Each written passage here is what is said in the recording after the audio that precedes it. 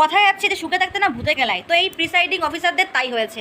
মানে আমাদের এই পশ্চিম মেদিনীপুর জেলার পিংলা বিধানসভায় একটি বুথে 4 জন প্রিসাইডিং অফিসার তারা দুপুর 3টে নাগাদ বেরিয়ে গেছিলেন, যেখানে নির্বাচন চলছে, ভোট চলছে, বাট ভোট চলাকালীন তারা বেরিয়ে গেছিলেন এবং সেখানে উপস্থিত হয়েছিলেন রাজনৈতিক দলের এজেন্ট বা নেতারা বলতে পারেন বা কর্মীরা বলতে পারেন।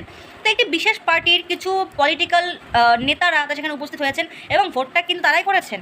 এখন কথা হচ্ছে যে এই পরবর্তীতে এই যে প্রিসাইডিং অফিসার তারা যে 4 জন বেরিয়ে গেছিলেন, তো এটা কিন্তু ওয়েব কার্সিং মানে ক্যামেরাতে কিন্তু ধরা পড়েছে।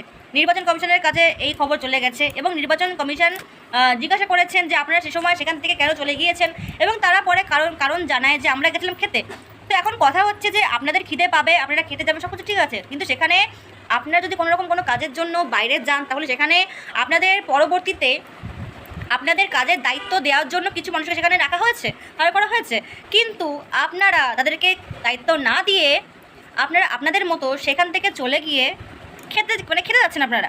তো সেই কারণ নির্বাচন কমিশনের তো নজর ছিলই যে কী হচ্ছে না হচ্ছে, আমরা দেখছি সব কিছুই।